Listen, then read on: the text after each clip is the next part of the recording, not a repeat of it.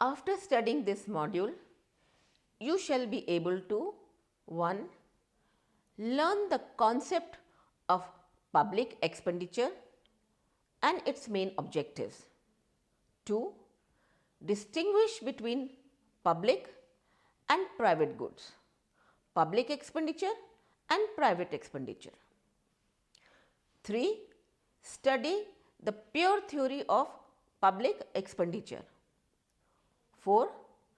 Understand the structure and growth of public expenditure. The spending done by the government of a country on the collective needs of the citizens is called public expenditure. The government incurs this expenditure to provide the goods and services that the competitive market would not be willing to provide. Public expenditure for goods and services can be considered as a means of supplying services in appreciable quantity that would not have been possible through the market. In practice, the government needs to spend in order to run the government to serve the society and protect the people from foreign aggression. Public expenditure shows the decision of the Parliament and other independent executive bodies for the scope of public expenses. It is measured with respect to the public expenses made by the government in the previous year or last financial interval. Public expenditure is not merely a financial mechanism, but it also aims at securing social objectives. The major objectives of public expenditure include administration of law, order and justice, maintenance of police force, army and provision for defense goods, public administration, servicing of public debt, development of industries, transport and communication, provision of public health, healthcare and education, promotion of socio-economic welfare of the citizens. Let us now start with understanding the difference between public and private expenditure. It is well acknowledged that there is a similarity between public and private expenditure. Neither public nor the private individuals likes to incur expenditure without any return. Both public as well as the private expenditure possesses the element of flexibility. Also, in each case, there can be more than one way of raising additional resources. Contrary to this, there are also points of difference between the two.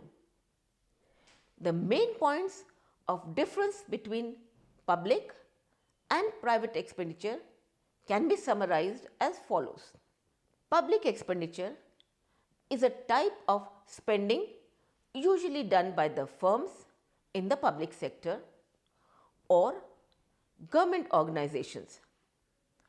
Examples include building of schools, dams, public and merit goods, whereas private expenditure are carried out by firms in the private sector of an economy who have their main motive as profit. Examples of these expenditure includes setting up a factory or expansion of a profitable outlet. Public expenditure is financed by the taxpayer, whereas a private expenditure is financed by an individual or a group of investors aiming generally to make a profit. Now, we will first understand different types of goods. The difference between national defense and a burger, as a layman would see, is that the former is free while the latter has a price. But this is not the only difference. National defense is an example of public good, whereas a burger is a private good, public good. Samuelson defines a public good as one which all enjoy in common, in the sense that each individual's consumption of such a good leads to no subtraction from any other individual's consumption of that good. In short, a public good is non-rival in consumption. Another defining feature of public good is that of non-excludability, which means that to prevent anyone from consuming the good is either very expensive or impossible. Private good. Private goods are rival in consumption, in the sense that if one individual consumes a good, the same good cannot be consumed by another person.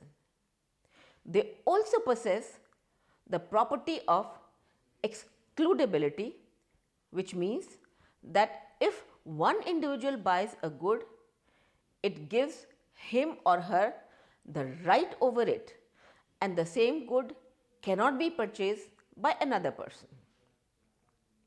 The provision of public goods through the market is inefficient because they possess the property of non-excludability, and if people cannot be excluded, it will deprive the firms of their profits. Hence, there is no incentive for the private firms to provide these goods. As a result, the government has to step in for the provision of these goods. Let us now discuss the pure theory of public expenditure.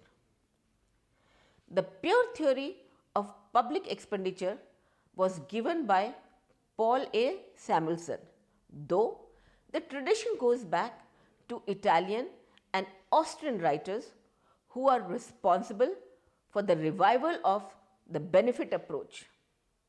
Their main concern was the presentation of efficient resource allocation and optimal provision of public goods.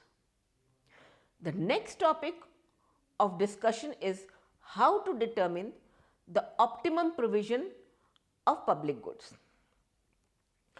Private goods are provided on the basis of preferences revealed by individuals in the market.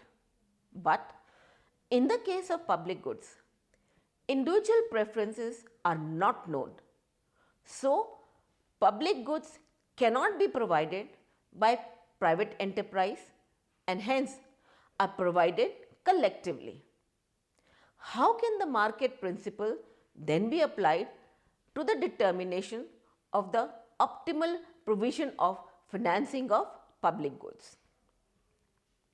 One important characteristic as described by the definition of public goods is that they are non-rival in consumption, meaning the consumption of the good by one individual does not reduce the benefits derived by all other individuals from the same good.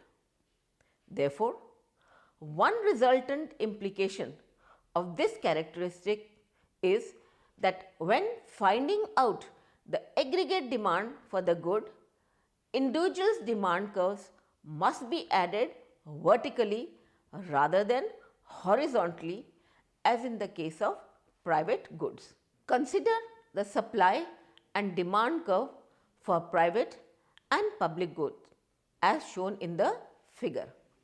Figure 1, aggregate demand in case of private and public good. Source: John Gillis and Philip Jones, 1998. Public Finance and Public Choice. Part A. Let DA and DB be the demand of the individuals A and B respectively. MC is the marginal cost of production. The aggregate demand curve is found by simply adding the quantity demanded by each individual at given price. If producers price at the marginal cost, then each individual will consume the good when the marginal benefit from doing so exceeds the price. Hence, dA plus B is the aggregate demand curve at price B. At this price, quantity demanded by the individual A is QA.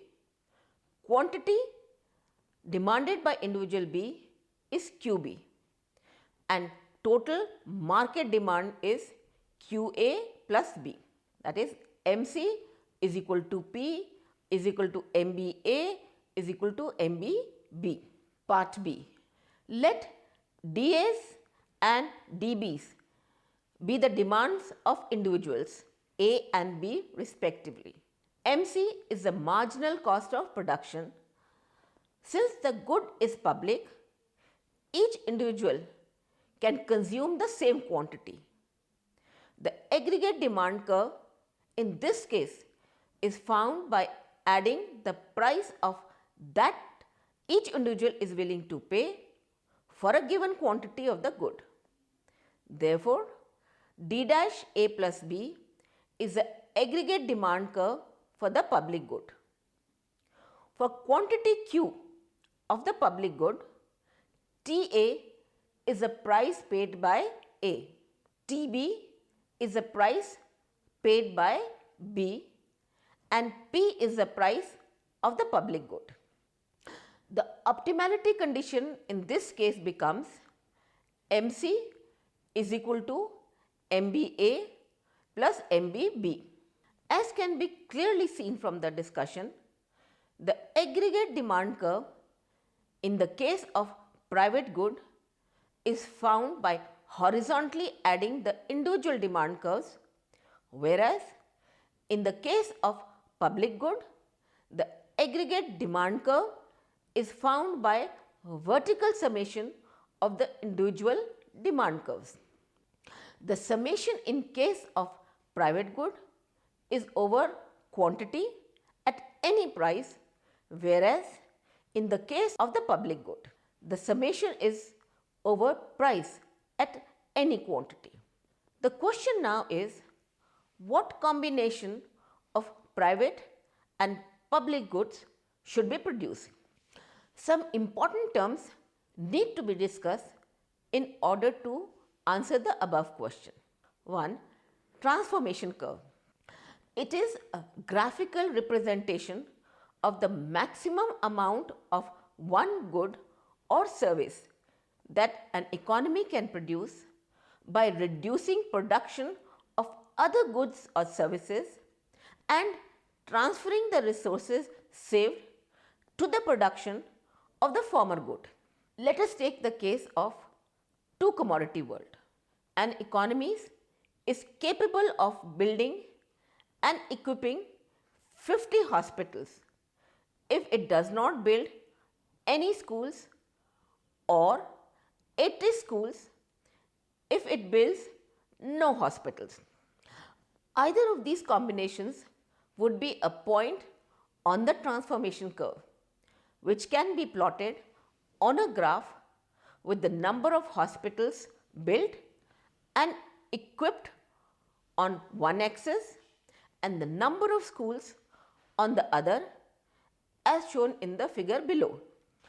The transformation curve traces the number of schools that can be built and equipped using the resources required for any given level of hospital building. Marginal rate of transformation.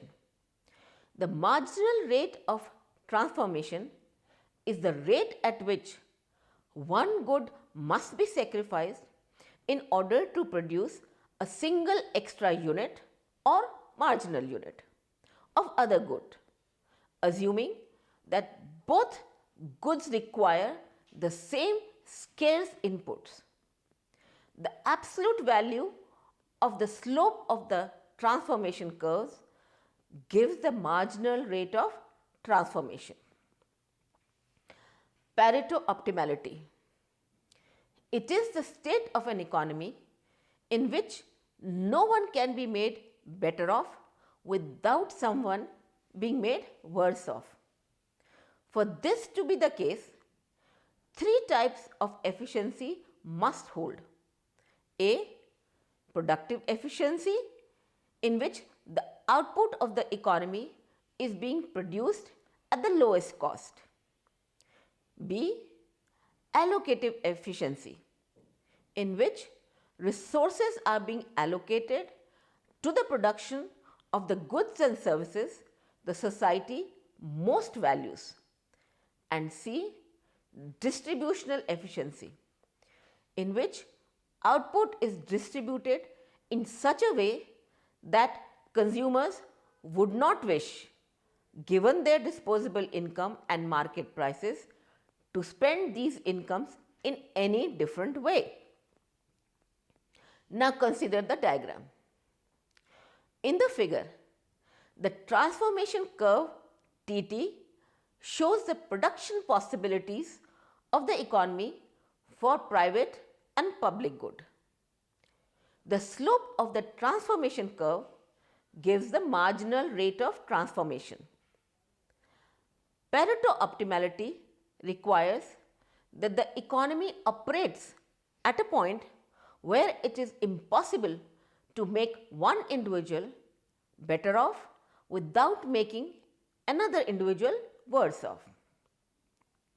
Samuelson's approach is to decide just how well off one individual is going to be, and then to search for that combination of private and public good which makes the other individuals as well off as possible. In this way, he is interpreting the requirements of Pareto-optimality as making any individuals as well off as possible, provided that the other individual is made no worse off than some reference level of welfare. In figure B and C, the indifference curve maps are shown for individuals A and B. A is held on the indifference curve I to A, and in this way A's level of welfare is fixed. Now, each individual must consume the same amount of public good. The indifference curve I to A shows the alternative quantities of private and public good that keeps A on the fixed level of welfare. Therefore, when A consumes OG of public good, he will also consume G1 of the private good, and B would similarly be able to consume OG of public good and G2 minus G1 of the private good if the economy operated efficiently.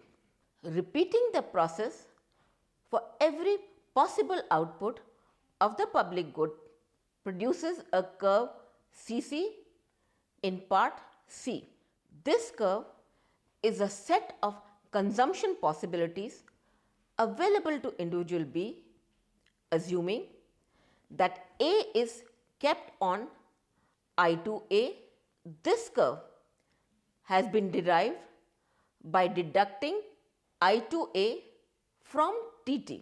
Now the problem is to find out that output level for private and public goods which maximizes the welfare of individual B. This is shown by the tangency point between I3B and the curve CC. It is clear that at point 3 in part C, the tangency has been found by subtracting at OG the marginal rate of substitution for individual A from MRT and then equating the MRS of individual B to the slope of CC, which is given by MRT minus MRS A. Therefore, the Pareto-optimality condition in an economy that produces public and private good becomes MRS B is equal to MRT minus MRS A, or MRT is equal to MRS A plus MRS B. The above discussion gives the conclusion that Pareto optimality in an economy producing both public and private goods depends only on the marginal rate of transformation and the marginal rate of substitution between the two goods for all the individuals. This approach is obviously individualistic as it focuses on the marginal rate of substitution of the individuals. However, would individuals' preference be the same as the preferences revealed in the choices between good in the private sector? Com 1956 offers this criticism as a consideration in determining the optimal provision of public goods. Musgrave and Musgrave 1989 argue that Samuelson's approach would be improved if the decision on the correct income distribution could be separated further from the efficiency conditions in the analysis. It is also worth considering that the efficiency conditions involve different MRS for individuals, suggesting that no single common tax price is appropriate for all. This increases the problem of preference revelation. Now we will discuss the structure of public expenditure.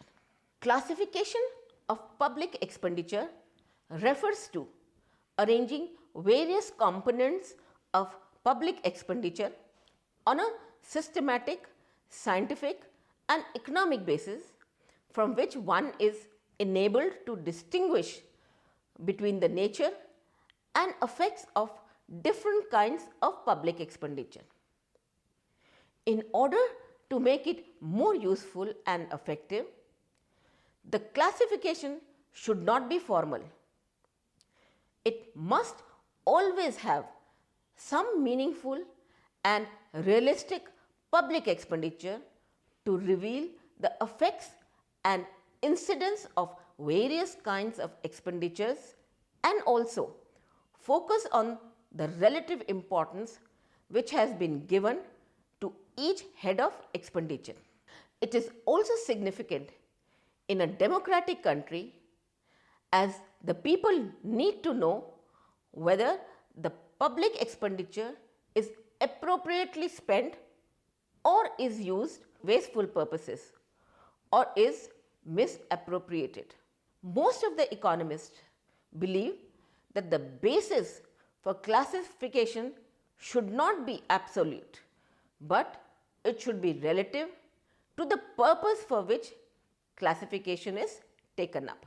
According to R.N. Bhargava, a good classification must satisfy two tests as follows. 1. The classes should be mutually exclusive so that the idea can be allocated to one class only. This will make the classification exact. 2. The basis of classification should be a necessary attribute of the object classified. This will make it scientific and sensible. Many classifications have been given by economists, and each classification is relative to the need for which it was given. Some of the classifications have laid emphasis on benefit received by the individuals, and others have emphasized on the functions of the government. We are following in this lesson the classification adopted by the Government of India: plan and non-plan expenditure. India has adopted economic planning as a strategy for economic development. The Government of India expenditure is classified as plan and non-plan expenditure. Plan expenditure is spent on government programs and flagship schemes, while non-plan expenditure includes spending on defense, subsidies, and some devolutions to the states. Plan expenditure comprises current development and investment outlays that arise due to proposals in the current plan. Non-plan expenditure is the one which government is obliged to do, that is, the estimated expenditure provided in the budget for spending during the year on routine functioning of the government. It includes both development and non-development expenditure. Part of this expenditure is obligatory, like defense, police, etc. Expenditure on maintenance of assets of the previous plan is called non-plan expenditure in current plan. Revenue and capital expenditure. The United Nations prepared a manual for economic and functional classification of government transactions in 1958 for functional and economic classification of their budgets. Budget is divided in two heads, revenue and capital, and therefore both receipts and expenditures are divided in two heads of revenue and capital. If we see this in case of India, in India, revenue expenditure includes all current expenditure on administration, defense, and public commercial undertakings like railways, post and telegraph, etc. Capital expenditure consists of all capital transactions including defense and capital transactions of public commercial undertakings. In India, also such classification of the government's budgetary transactions to the central budget was being followed since 1957-58. In India, revenue expenditures includes all current expenditure on administration, defense, and public commercial undertakings like railways, post and telegraphs, grants in aid, while capital expenditure consists of all capital transactions. Now we will discuss the growth of public expenditure. Public expenditure has increased manifold in the recent past, and it continues to be exhibiting an increasing trend in almost all countries of the world. In the words of C.C. Flem, public expenditure grows because and as public activities increase. This increase is both extensive and intensive.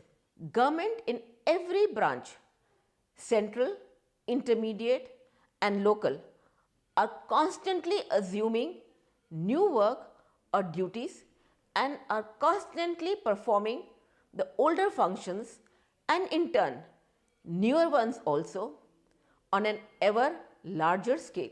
In India also, public expenditure has been increasing over time. Let us now discuss the reasons for the growth. 1. Growing population. An increase in the population calls for increase in public expenses. Population growth has made it necessary for governments of most countries to spend increasing amounts on health, education, social security, subsidy, etc. 2. Inflation. Inflation would mean that the government is forced to spend more money in providing essential goods to the public. Hence, the public expenditure would increase. 3. Urbanization.